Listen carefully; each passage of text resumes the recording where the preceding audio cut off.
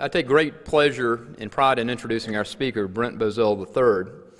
As is our custom here, we've got a biographical sketch at your table, so I'm not going to go over all the various accomplishments of Brent.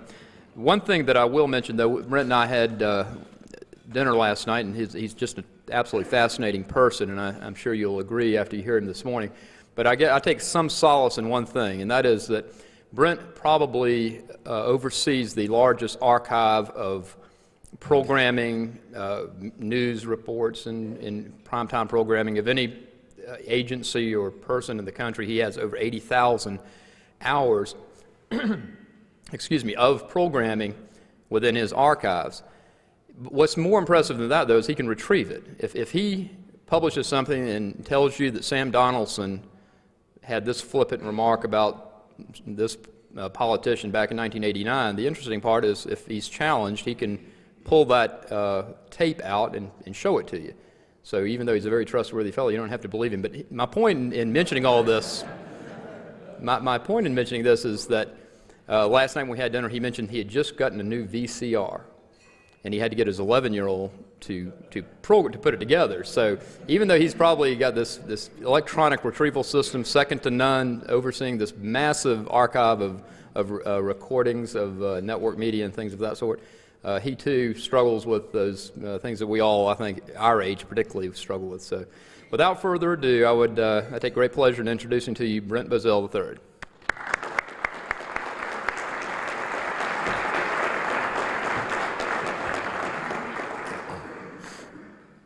Thank you, Griff.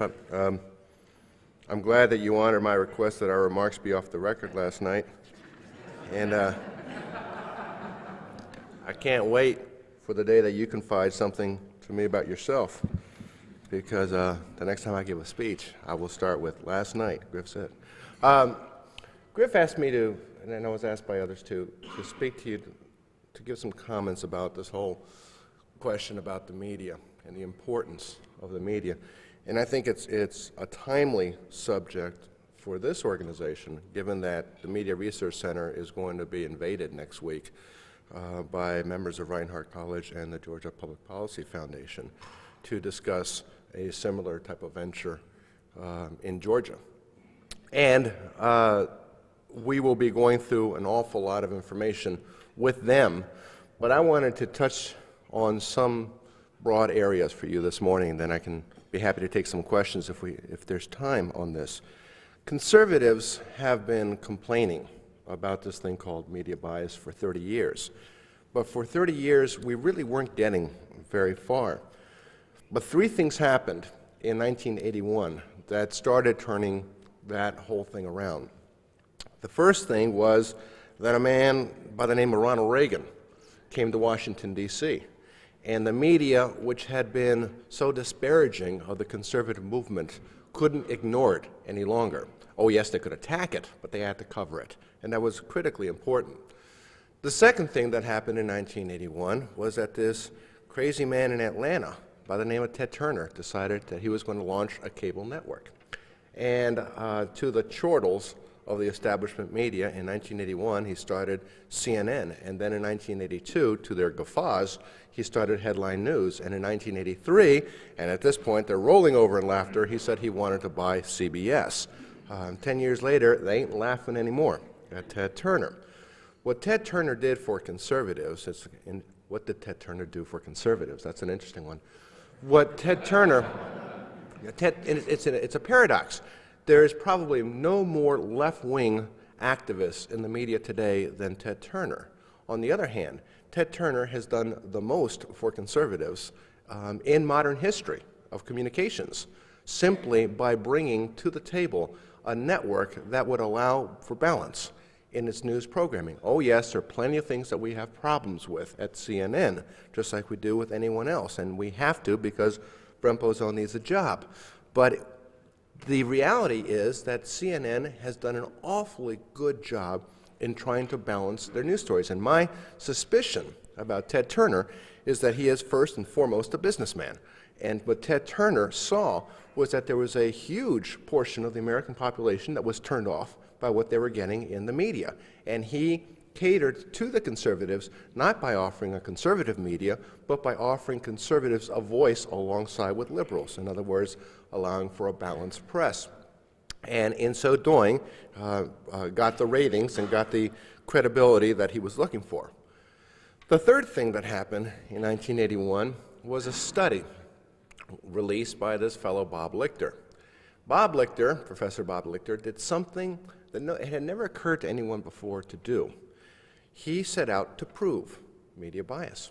He took a survey of the media themselves, something that no one had ever done. They're always asking us what we think about this, that, and the other. No one had asked them what they thought about this, that, and the other. And the numbers that came back were fascinating. Between 1964 and 1980, the media had supported the Democrats for president at least 81% of the time. And that includes people like George McGovern. 50% of the media don't believe in God. 54% of the media believe that adultery is okay. 76% of the media have no problem with homosexuality. 90% of the media support abortion. 86% of the media seldom or never attend church or synagogue. So that's the mindset that the media were coming from. Now the media, in return, some of them, simply dismiss this, saying, well, fine, that's my personal bias, but it doesn't translate into bias professionally on my part. The reality is that what Bob Lichter did was first to prove not just the bias, but prove the liberal bias. The liberal bias was harder to prove than regular bias. Regular bias is something that common sense tells us exists in the media today. Human nature being what it is, everyone has an opinion. Everyone has an idea about something. Even a reporter has an opinion. Even a reporter has a brain. And a reporter who has to do a story is going to be governed by his biases. Put yourself in the position of a reporter. Ask yourself, if you were hired by a newspaper as a news reporter tomorrow, and you were told to do a story on Reaganomics, would you or would you not have a bias in that story? It is impossible for you not to have a bias. Biases can be found in many, many different ways. So if everyone is biased, then what do? You stop demanding an objective press. And we as conservatives made that mistake for 30 years. We were demanding objectivity. There is no such thing. You can demand that reporters strive for objectivity. But the one thing that you can demand is that there be balance. Let the liberals have their say in the media. Let them do whatever they want to in the media, so long as a conservative is allowed alongside them. Because if we have the faith in our convictions, we're going to win the argument every single time. And if we're afraid that we won't win the argument, then we've got a problem with our convictions. It's as simple as that. And if a reporter doesn't want to allow, or a news outlet doesn't want to allow a conservative, then acknowledge that it has a bias. It's just, again, as simple as that. There are many different kinds of biases that you find, and I'm just going to touch on two this morning. The first one is the bias by omission, and the second one is the bias by commission. There's a question that's asked out there. Metaphysically, people ask questions like, is there a God? Another one is, what is love?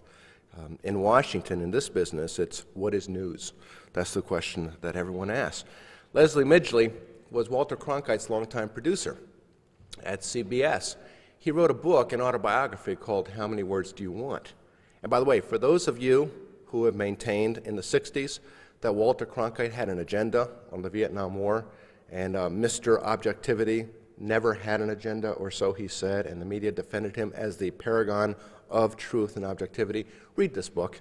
Because in this book, Leslie Midgley talks about how he went to Vietnam. Leslie Midgley, went to Vietnam and decided that he wanted to change American public opinion against the war. He took Walter Cronkite to Vietnam with him, and he got him to see his position on it, changed Cronkite's mind, and he talks about how he and Cronkite spent several years in Vietnam changing American public opinion against the war deliberately. And he concludes that chapter and concludes the book with this one sentence: we were doing the work of the Lord. So much for an objective reporter.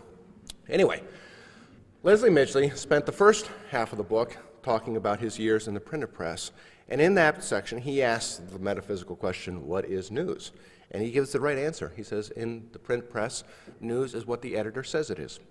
And the second half of the book is devoted to the electronic media, and he asks the right question there too. In the electronic media, what is news?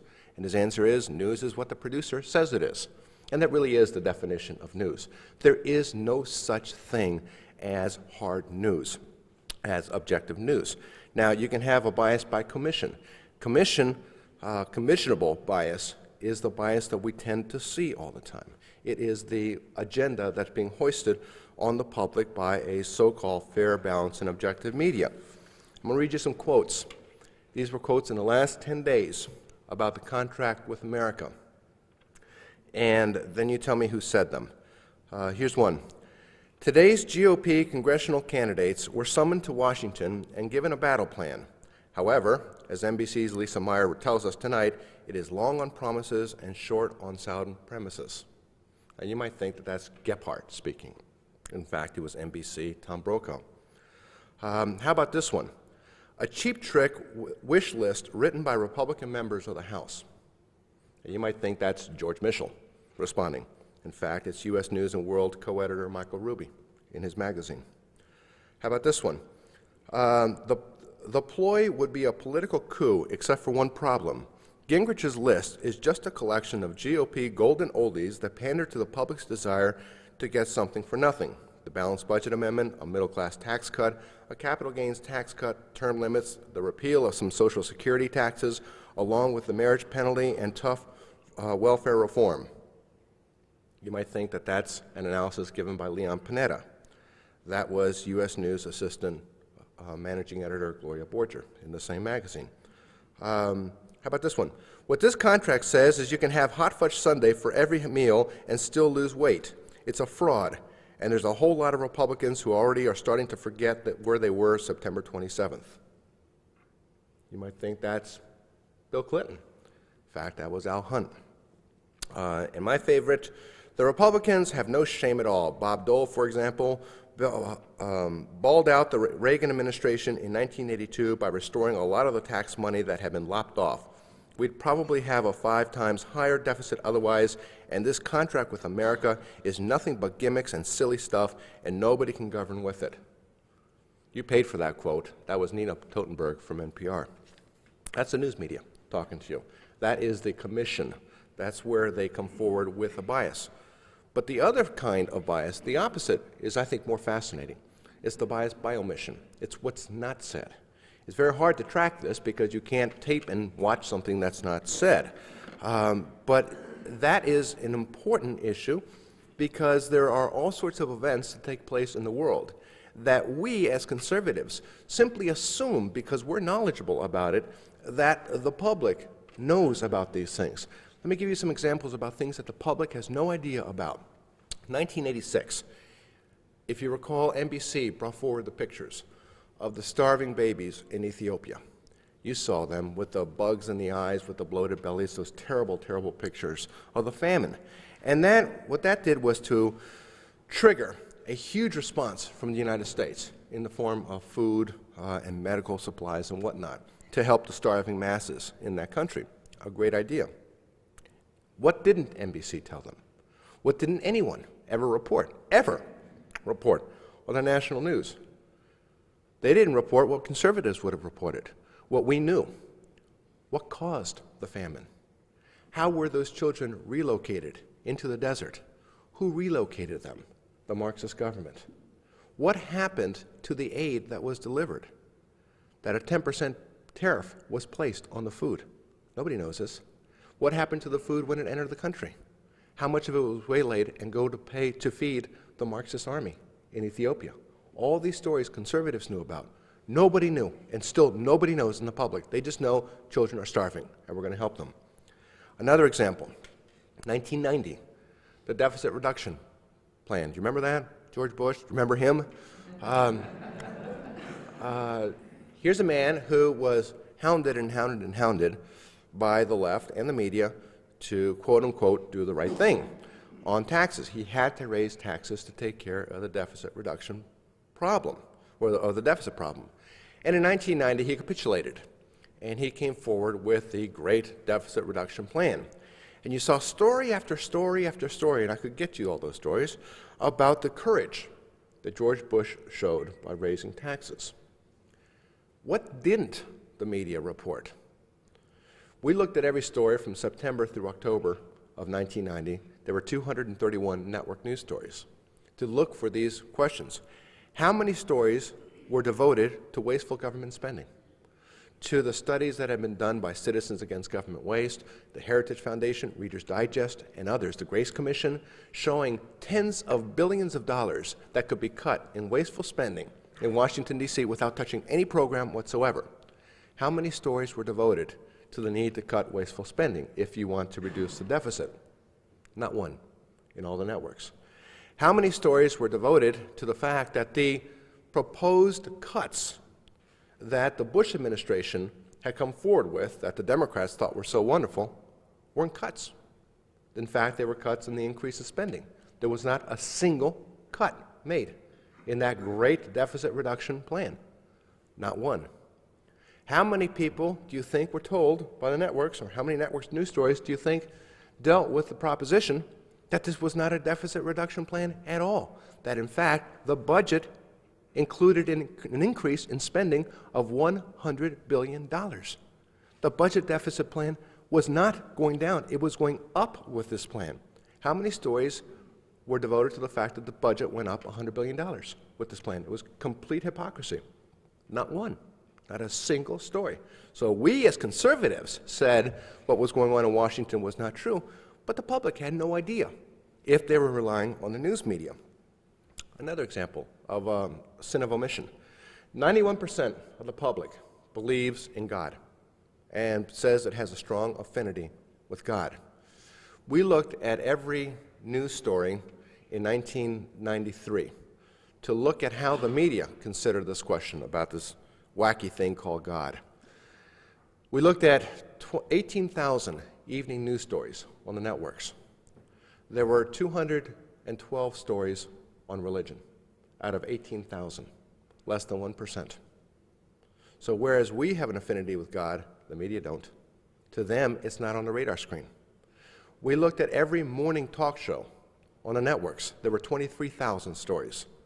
There were only 197 devoted to religion. Remember that figure again. 91% of this country has a strong affinity with God.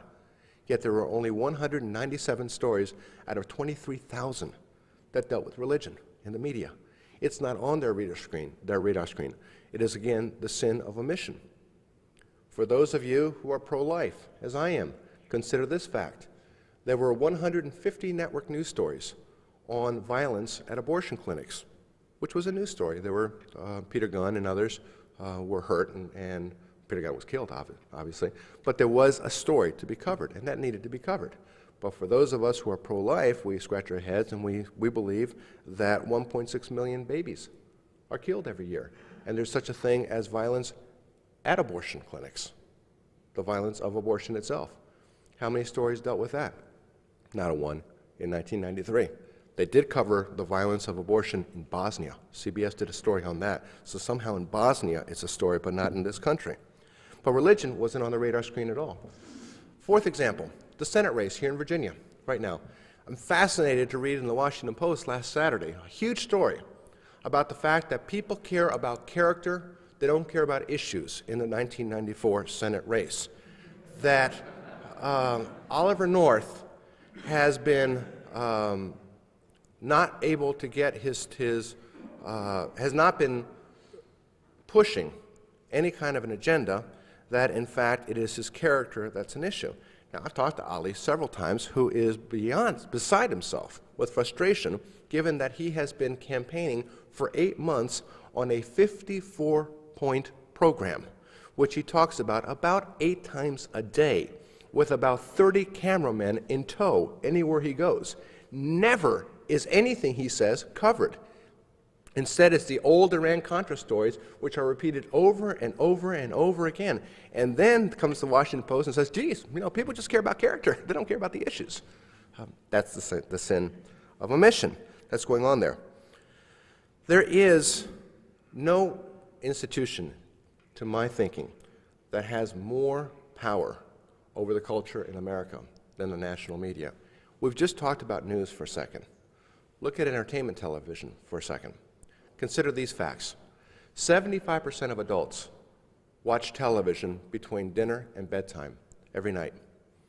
54% of all children watch at least 2 hours of television a day. 28% of all children watch at least 4 hours of television every day. By the time the average youngster is graduated from high school, he will have spent more time in front of a television than in front of a classroom. Ask yourself, who's the teacher in American society today? Who do the young people see as their role models? There was a survey taken a couple of years ago that asked that question. Parents didn't register 1%. Ministers didn't register 1%. Neither did teachers. Celebrities registered 2 out of 3. They are the role models, which you understand why the left projects these celebrities. Look at USA Today this morning. And there's on page A2, there's a quote about the environmental movement, about recruiting celebrities. And the spokesman for the Environmental Media Association says, we recruit, something like, the quote is something like, we recruit celebrities, they recruit the public. They understand how to use celebrities. On the news side, 2 out of 3 people get all their news from television. An interesting survey came out 2 months ago. It asked the question, who sets the national agenda in America today? 21% said elected officials. 43% said the national media. And it's true. The national media do set the agenda today. Something strange is happening, though, in the media. There is a system of checks and balances brewing. The media, just like big business at the turn of the century, just like big labor 50 years ago, has assumed a position on par, I believe, with any branch of government in power to change the culture in this country. But there's no system of checks and balances on the media. That's finally started to happen. And it's happening 2 ways. One, it's happening by media watchdog groups. I hate that title, but that's all I can think of. Media watchdog groups like ours, who are holding them accountable for what they say. The second thing is the emergence of a conservative media. It is beginning to happen. It is a wacky thing that 15 years ago, AM radio was dead. It was a dead proposition. Anybody who was in this business will tell you that nobody wanted to touch this thing called AM radio. Now I've got 2 words, Rush Limbaugh, as a response to that. But the fascinating thing is that there is a Rush Limbaugh in every media market in America on the local level. And there are some national Rush Limbaughs as well. There are the Gordon Liddys, there are the Michael Reagans, there are the Paul Harveys who are out there. They've got a tremendous audience. The media are besides themselves. They just can't understand this phenomena. And they keep trying to attack Rush on a regular basis to say, people, wake up, the man's a liar. The man's a liar. He exaggerates things. You know, they're trying to do anything they can to stop this thing. He's getting bigger and bigger and bigger, and I don't mean physically. I mean, the audience grows and grows and grows. How many people know that his television station is the 3rd most watched television show in America today, after Letterman and Leno? He's number 3 in America today. His radio station, I mean, nothing can compare with his radio show in the history of talk radio, and it continues to gather bigger and bigger audiences.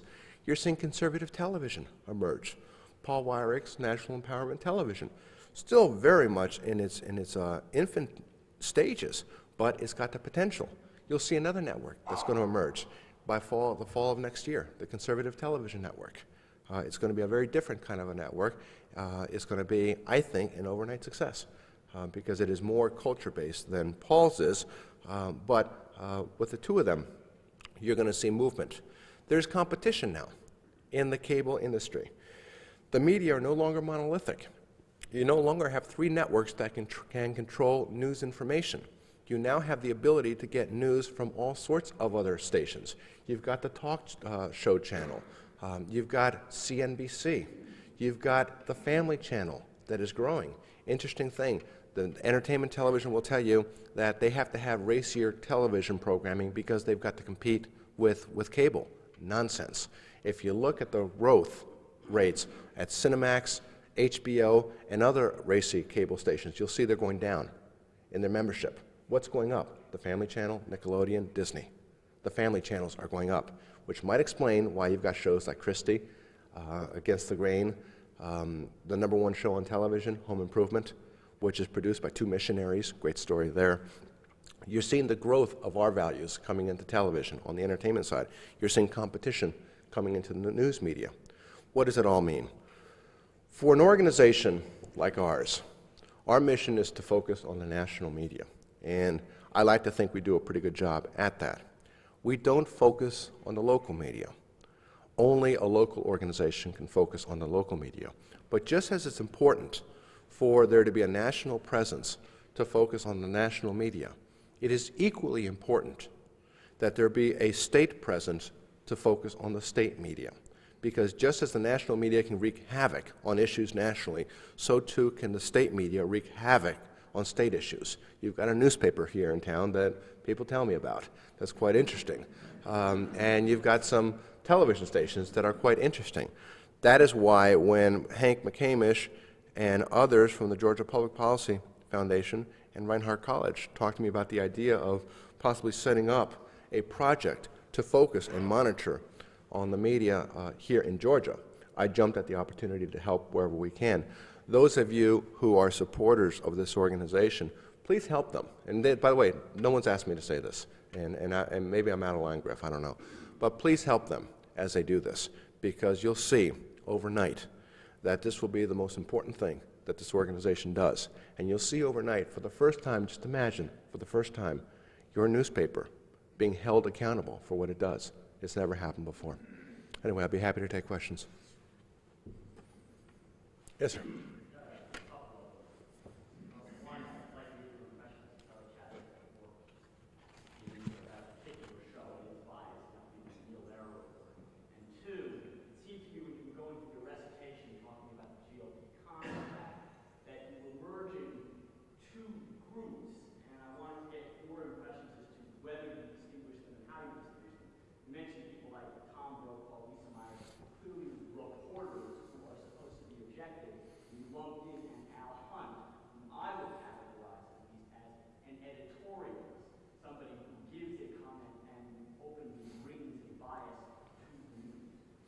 Let's take the second one first, because I forgot the first point.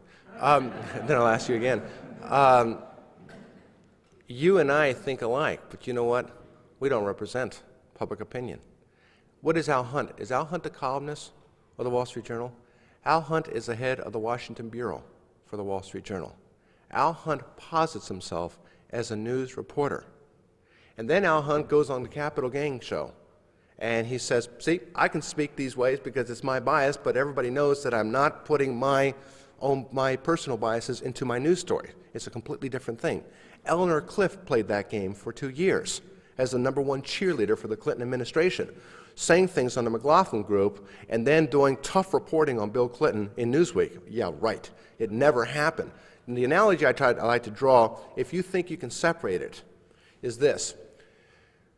For years and years, up until about 3 years ago, Sam Donaldson was the liberal counterpart to George Will on the Brinkley Show on Sundays. On Monday through Thursday, he was the chief White House correspondent for ABC, on ABC News. On Saturday, he was the anchor of ABC News.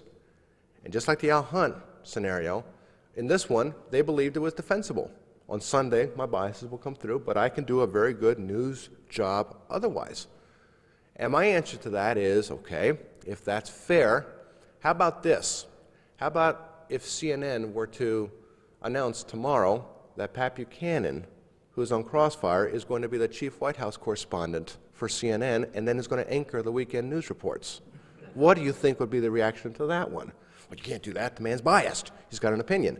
And the point is, there is a way that the media muddy the water between opinion and news, and they maintain that they can separate the two. You can't separate the two. If Al Hunt says that kind of stuff on the news, just see what he writes. Look what he wrote about Ollie North 2 weeks ago in the Wall Street Journal. He did that as a news reporter. His column, but he says he's a newsman. He's not a newsman, any more than I'm a newsman. Nina Totenberg. How in the world can Nina Totenberg posit herself as left-wing as she is? Just look what she did with Anita Hill. How she was the one who, by the way, was an accomplice to a felony, which is something that everyone's forgotten. The leaking of that memo was a felony. Senate Rule 29, it maintains that it is a felony to leak an FBI report. A felony was committed, never resolved, even though we now know it came out of Mensenbaum's office. She was an accomplice to a felony. But then, after leaking this memo, she turns around and she is what? The news analyst for PBS covering the hearings. You have to scratch your head. Linda Greenhouse marches in a pro-abortion march in New York and then covers it on the front page of the New York Times the next day. You have to ask yourself, you've got to separate these two things here, folks. And if you're going to do that, then acknowledge, I marched in this march, and I have a very good idea of what happened from my perspective. You know, write it down that way. So you do have to separate the two of them. I'm sorry, your first question.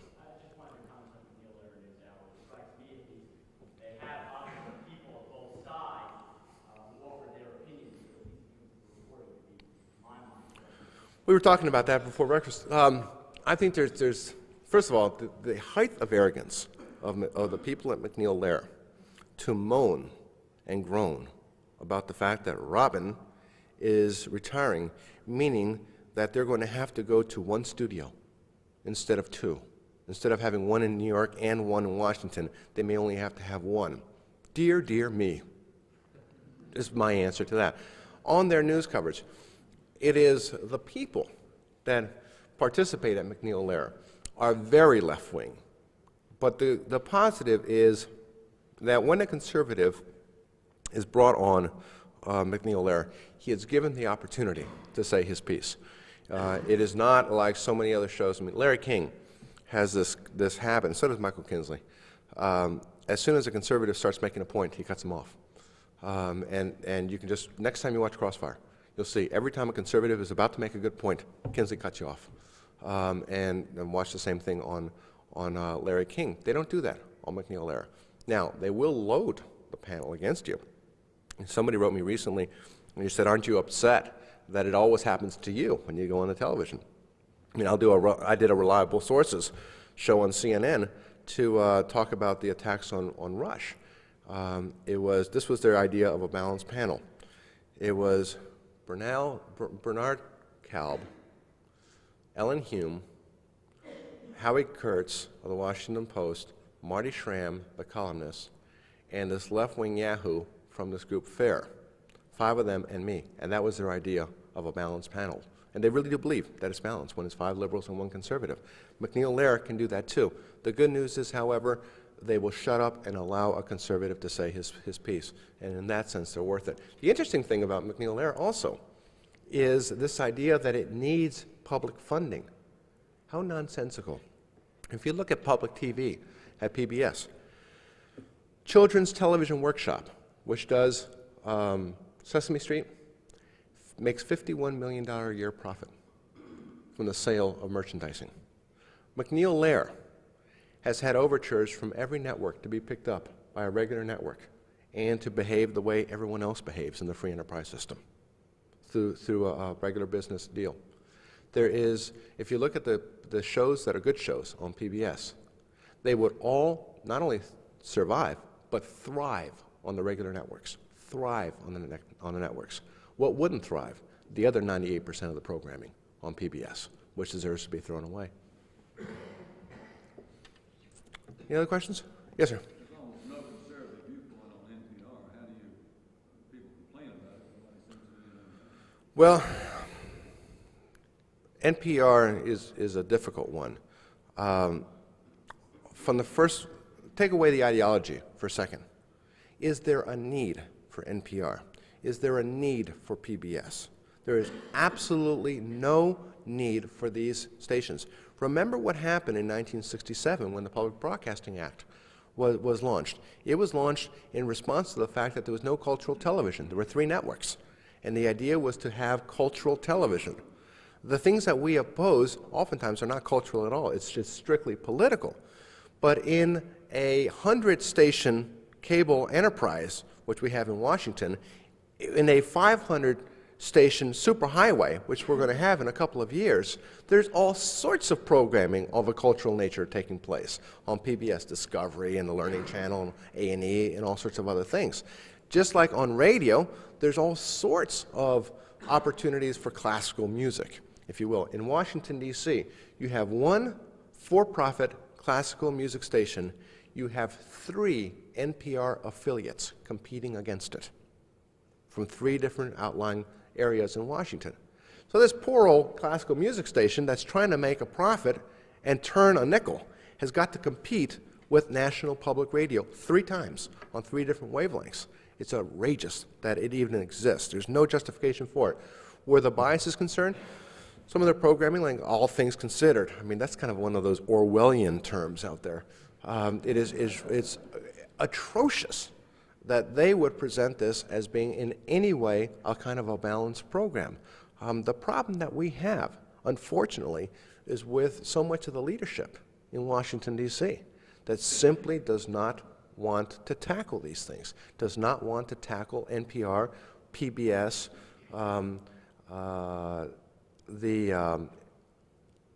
the other arts agencies in Washington, D.C.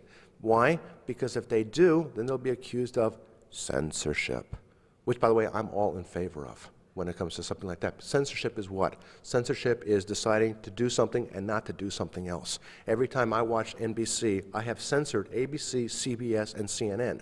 We censor probably 100,000 times a day in the way that we act. And people who get intimidated when the left calls censorship ought to remind the public that free will means the ability to censor. Our elected officials just haven't shown much courage on this one front. I'll tell you something else.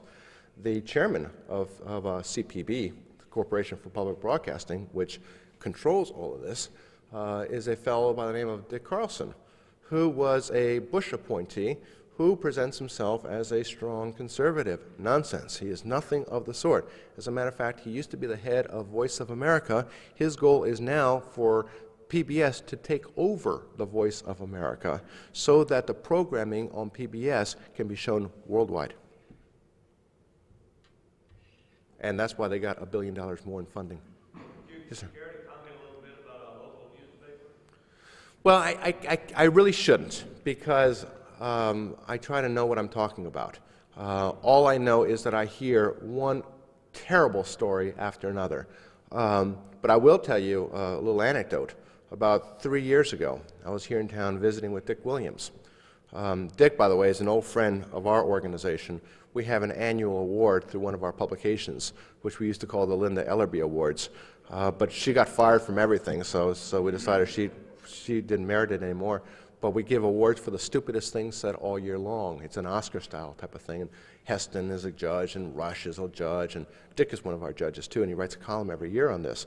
But I was visiting with him while they had that huge fight that was going on with the paper about 3 years ago with the New York Times Syndicate and whatnot. And we were meeting down in the cafeteria, and we were telling the story last night. And at one point, he started talking to me, and he lowered his voice, and he started whispering to me. And I looked around, and I whispered back to him, "Why are we whispering to each other?" And he said, "Because they're watching us." And I thought, my God, what do you all drink in Atlanta? But then I looked around. You know, he was right. They had spies in the room. There were people who were just ostensibly sitting there looking up there with their heads cocked back to hear everything that we were saying. They were sending spies down on him. And I thought, my goodness, I think sometimes it's a lonely battle fighting the media the way I do it.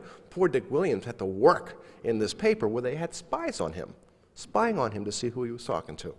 So it was terrible. It was a terrible thing that was going on in there. I hear but nothing but bad news about this paper from everyone I speak with, just how extraordinarily biased they are. It is your right to be biased. I believe, the media are the only institution in America wherein management is not allowed to control its employees. Ever thought about that? You're the owner. You're not allowed to tell your employees what to do because you'll be interfering with their First Amendment rights. Baloney. You have every right. One of my heroes is Ed Gaylord, the publisher, the owner of the Daily Oklahoman in Oklahoma City. He's a hardcore conservative. In 1982, the state legislature came out with this tax increase in the state of Oklahoma. The governor was going to sign it. Old Ed Gaylord decided he was going to fight it by himself, and he started writing front-page editorials on his paper, which has a massive circulation all over Oklahoma, signed it, fighting against it every single day. And people went nuts in the state of Oklahoma, saying, wait a minute, this is a newspaper, you can't do that. And his answer was, 1, I'm a conservative, 2, I own this thing, and 3, I'll do whatever I want. He beat the tax increase all by himself by using it. Now, if the Atlanta Constitution wants to have a left-wing bias, they have their right to do it. But the remarkable thing, the difference is the obvious. A conservative never has a problem acknowledging his conservatism. People rattle off, what are you complaining about? You've got Bob Novak, you've got Bill Buckley, you've got Joe Sobran, you've got Rush Limbaugh, you've got Cal Thomas, and they'll rattle off all the lists of conservatives. And my answer is always 2 things. 1, they're all labeled conservatives, which they should be, and they have no problem with it, and they're all made commentators. But if you're on the other side, 1, you have no opinion, and 2, you're a reporter. And that's the difference. If the Atlanta Constitution wants to have a left-wing bias, let it have a left-wing bias, as long as it has the guts to admit what it's doing, which it doesn't. Yes, sir. I've seen reports in the last year that about 90 million adults in America can barely read and write well enough to be functional in Right. any sort of job. Now, if I were a Democrat, I'm not. If I were a liberal, and I'm not, I would want the population to be functionally illiterate. My political perpetuation would depend on that. But I think that's a different kind of problem for people who don't feel that way. Is it a problem, and is it solvable? There is a mindset in the media. I don't know if this is going to answer your question, but there's a mindset in the media that the public is dumb. And it is the media's messianic mission to educate. September 17th, 1992, Peter Jennings opens ABC World News Tonight by announcing a change. And the change is that ABC is no longer going to report what the candidates said through their sound bites of the day. ABC is going to tell you what the candidates meant by their sound bites. Think about that for a second. What that tells you is, 1, the public is idiotic and can't figure anything out on by themselves. And 2, the media are objective and have a way of parlaying objective truth. And C, much more importantly, from now on, everything must go through the prism of the editors of ABC before the public gets it. And I challenge them on this, on the sheer arrogance of that position. Oh, by the way, their very first story following that on what the public needed to see and what it meant was a story about how the Republican Party is so out of touch with family values in America. Their very first story was on that, on America's agenda. That's the attitude that so many in the media have. And I do believe that that is what keeps liberalism alive in America.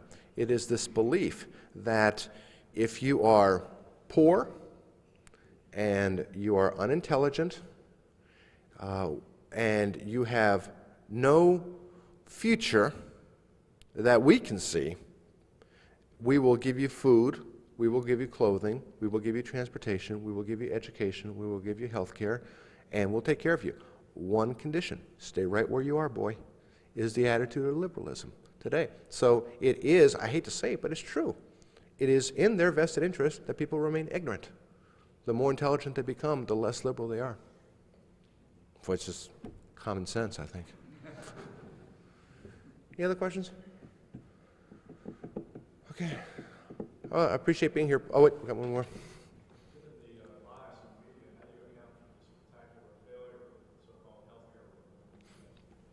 I was doing Larry King a couple months ago, and Larry King was saying, first, look at all these accomplishments of the Clinton administration. Why are you people beating up on the Clinton? Why are the media beating up on the Clintons? And 2, if the media are beating up on the Clintons, what does that say about media bias? To which my answer was, 1, the media have done a dreadful job on Bill Clinton. What they've covered is scandals, and oh so reluctantly and oh so minimally. I believe that Bill Clinton would not be president today had the media reported simply what they knew at the time in 1992 on Whitewater, which the New York Times had and the Washington Post had and other media had. Had they simply reported it, Bill Clinton wouldn't have been elected. Secondly, where the scandal is concerned, what have we resolved on Whitewater? You name me something. You look at all those questions out there. What's been resolved? Nothing. And you look at these investigative sleuths, the Bob Woodwards of the media, that were so relentless on Iran-Contra, on Watergate, on other Republican foibles. Where are these men now? Nothing's been resolved, especially on some pretty hideous matters like the Vince Foster suicide. There's still all sorts of questions dealing with that. So where scandals are concerned, they haven't done a good job. Where policy is concerned, they've done an even worse job. Who here can tell me a single news story anywhere pointing out that the whole budget battle of 1993, which Bill Clinton won, was a fraud? The fact that the the deficit reduction bill that the 5-year program that he put forward, did not include health care. And the moment he got it, he then introduced a multi-billion-dollar health care plan over and beyond all this, which would have torn to shreds the budget plan. How many people here recall a single news story saying that the whole budget program that he presented was a fraud? I can't think of a one. So where coverage of policy is concerned, they've been dreadful. They want this man to succeed, and they just can't understand it why he doesn't get more credit. I think it's fascinating to see all these stories in the media that have come out in the last 2 weeks about, wait a minute, look at all the things that Congress did pass in 1993. It wasn't that bad a Congress. A liberal equates passage of a bill in Congress with success. We conservatives equate passage of a bill in Congress with failure, from our perspective. But we say we're conservatives, they say they're reporters. So their coverage has been atrocious. It still gets through, however. What gets through? The drumbeat of dishonesty coming out of this administration, the scandals, the personnel, the lies from Bill Clinton. I'll give you a tax cut. No, it'll be the biggest tax increase in history. Oh, okay, I'll give you a tax cut again. I mean, this kind of stuff that's going on there. It is, we were talking about this last night. To my question, who is responsible for this? Who is the one person responsible for keeping this administration honest from the standpoint of blowing the whistle? Rush Limbaugh. Because every single day, Rush tells 5 million different people about what's going on in Washington, D.C. every single day. And that's never happened in the history of this country before, in the history of modern media, where there was an entity that the media could not control that is saying just the opposite of what they're saying. And this man's doing it every day, and now he's doing it at night on television. So I hope that would explain it. Yes, ma'am.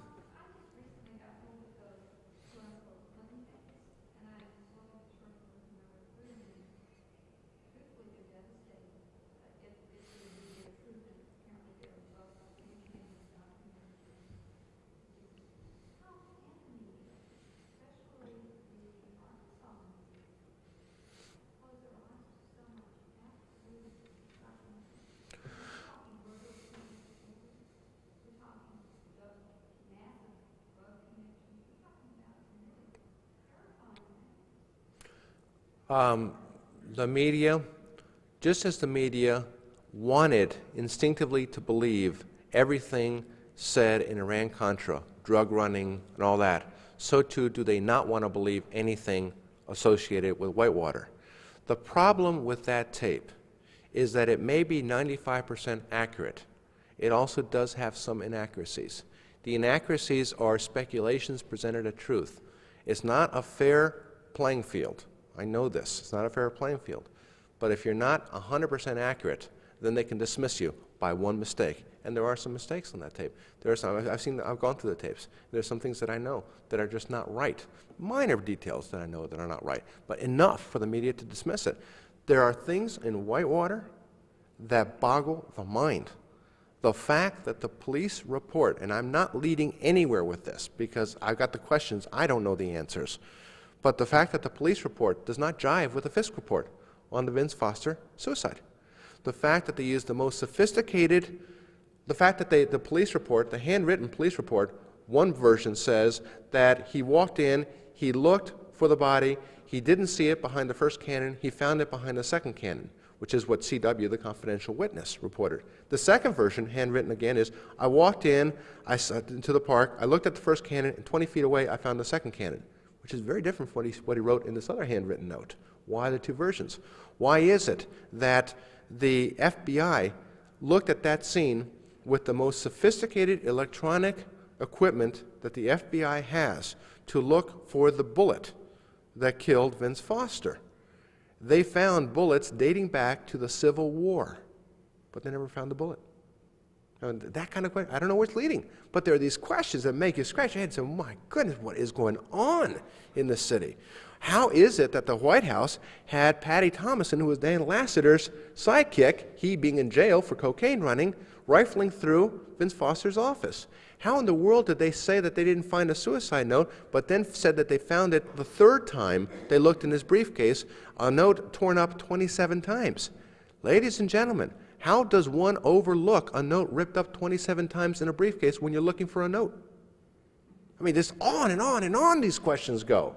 How did Hillary make $100,000 and say that somebody helped and then say nobody helped her, she did it all herself, but now she can't remember how she did it?